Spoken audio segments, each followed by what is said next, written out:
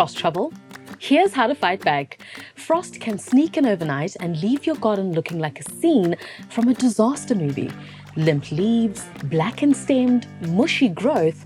It's plant carnage, but you can fight back. Start by giving your roots some backup. A thick layer of mulch around the base of your plants helps insulate the soil and protect those underground lifelines. Next up, the wrap game. Use frost fleece or hessian to loosely cover vulnerable plants. Lift one side during the day to let air flow through. Smaller plants, try DIY cloches.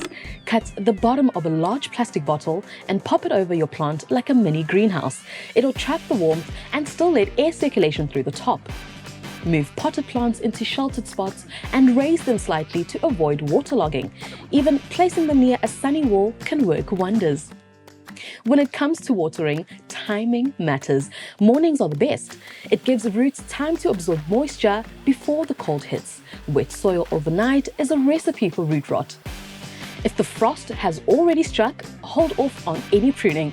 Damaged leaves might look rough, but they're still protecting what's underneath. Wait for spring, then trim and feed gently to support new growth.